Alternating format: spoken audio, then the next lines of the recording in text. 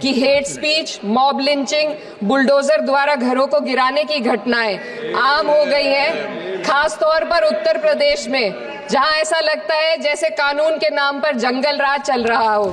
हिंसा बढ़ती जा रही है, मगर सत्ता में बैठे लोग या तो आंखें मूंदे हुए हैं या फिर इन घटनाओं को बढ़ावा दे रहे हैं। Doctor B.R. अम्बेडकर के कथन से अपनी बात रखना चाहती हूँ। उन्होंने कहा था, मुझे अपने भारतवर्ष पर फक्र है कि जिसके पास ऐसा संविधान है जो लोकतंत्र, समाजवाद और सेक्युलरिज्म को संजोता है। लेकिन आज ऐसा लगता है जैसे संविधान की किताब तो है, पर इसे चलाने वालों का ईमान गुम हो गया है। आज हिंदुस्तान में हर वर्ग को किसी न किसी चुनौती का सामना करना पड़ रहा है, मगर अल्पसंख्यक, खास तौर पर मुसलमानों पर जो कहर टूटा है वो किसी से छुपा नहीं है। ये लोग सिर्फ अपने मजहबी पहचान की वजह से निशाने पर हैं। संविधान का अनुच्छेद 15 कहता है कि किसी भी नागरिक के साथ धर्म, जाति या किसी और वजह से भेदभाव नहीं होना चाहिए, लेकिन हकीकत इसके उलट है। हालात इस कदर बिगड़ चुके हैं कि hate speech, mob lynching, bulldozer द्वारा घरों को गिराने की घटनाएं आम हो गई हैं, खास तौर पर उत्तर प्रदेश में, जहां ऐसा लगता है जैसे कानून के नाम पर जंगल राज चल रहा हो। संभल में जो हुआ वो सबके सामने है। पुलिस के संरक्षण में निर्दोष लोगों की हत्या की गई और सरकार ने चुप्पी साध ली। अल्पसंख्यकों पर हिंसा बढ़ती जा रही है, मगर सत्ता में बैठे लोग या तो आंखें मूंदे हुए हैं या फिर इन घटनाओं को बढ़ावा दे रहे हैं। हद तो तब हो जाती है जब न्यायपालिका की बात भी अनसुनी कर दी जाती है। सुप्रीम कोर्ट ने मॉब लिंचिंग पर 11 सूत्रीय निर्देश जारी किए थे। इसमें साफ कहा गया था कि राज्य सरकारें और पुलिस इस तरह की घटनाओं को रोकने और दोषियों पर सख्त कार्रवाई करने के लिए जिम्मेदार है, लेकिन आज भी इन निर्देशों पर अमल नहीं हो रहा है। हाल ये है कि मॉब लिंचिंग को रोकने की बजाय सत्ता में बैठे लोग आग में घी डालने का काम कर रहे हैं। उनकी जुबान से ऐसी बातें निकलती हैं जो नफरत को और बढ़ावा देती है। ये अशांति अब इतनी गहराई तक फैल चुकी है कि हमारे समाज के धर्मनिरपेक्ष चरित्र पर गंभीर सवाल उठ रहे हैं। साल की शुरुआत में ही कई राज्यों में दुकानदारों को अपने नाम बोर्ड पर लगाने के लिए मजबूर किया गया।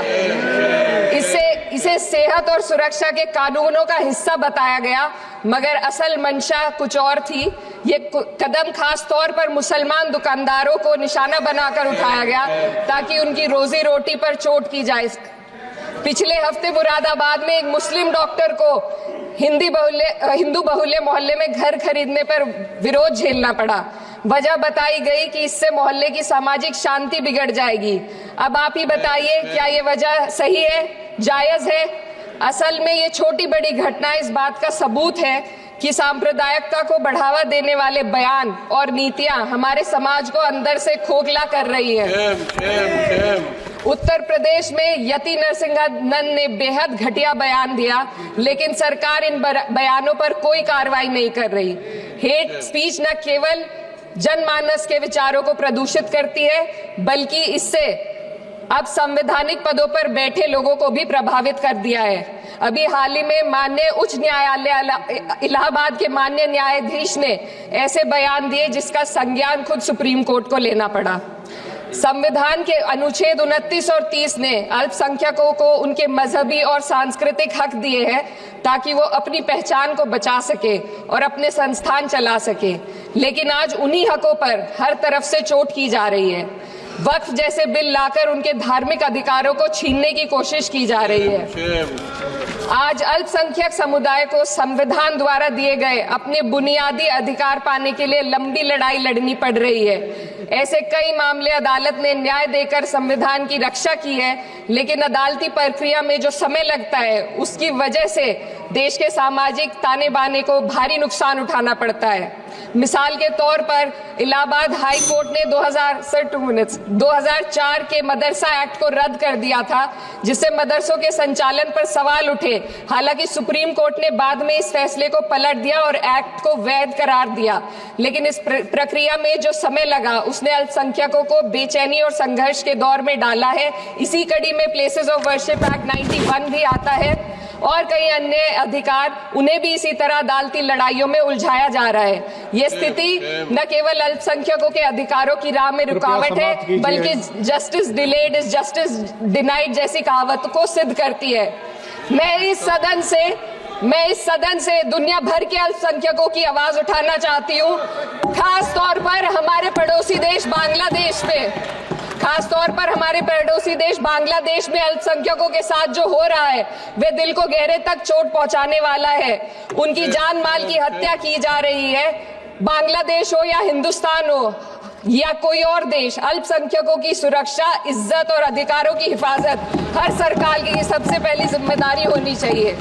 मैं इस सदन से अपने देश के अल्पसंख्यकों के साथ बांग्लादेश के पीड़ित अल्पसंख्यकों की आवाज को एक साथ उठाना चाहती हूँ।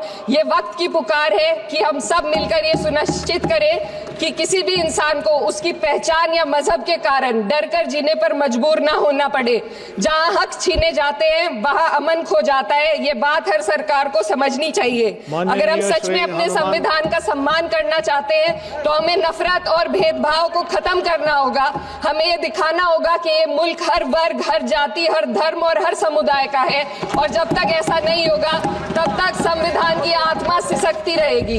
सर, अपनी बात को खत्म करते हुए मैं एक शेर अर्ज करना चाहती हूँ। ये दाग दाग उजाला, ये शब गजीदा शहर, वो इंतजार था जिसका, ये वो शहर तो नहीं। लेकिन अगर इस सदन में बैठे हम सभी सदस्य ये ठान ले कि हमें संविधान के मूल्यों को लागू करना है और उसे लागू करने का प्रयास करें, तो वह सुबह जरूर आएगी जिसके लिए लाखों भारतवासियों ने अपने जानों की कुर्बानी दी थी। उत्तर प्रदेशेर एसपी नेत्री इकड़ा चौधरी लोकसभाते बोलेन, बी.आर. आम्बेडकर बोलेছিলেন, আমি আমার দেশের ওপর গর্ব করি, কারণ যার কাছে এমন সংবিধান আছে যা গণতন্ত্র, সমাজতন্ত্র ও ধর্মনিরপেক্ষতার লালন পালন করে। কিন্তু আজকে এমন লাগছে যেমন সংবিধানের বই তো আছে, কিন্তু যারা এটি চালায় তাদের সততা নষ্ট হয়েছে।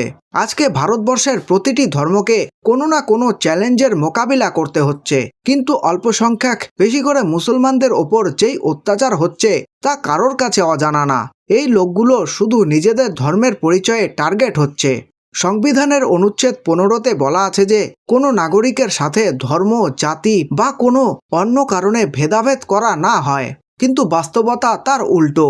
পরিস্থিতি এতটাই খারাপ হয়ে গেছে যে বিদ্বেষমূলক বক্তব্য, মব লিঞ্চিং, বুলডোজার দিয়ে বাড়িঘর ভেঙে ফেলার ঘটনা কমন হয়ে গেছে, বেশি করে উত্তরপ্রদেশে, যেখানে মনে হয় আইনের নামে জঙ্গল রাজ চলছে।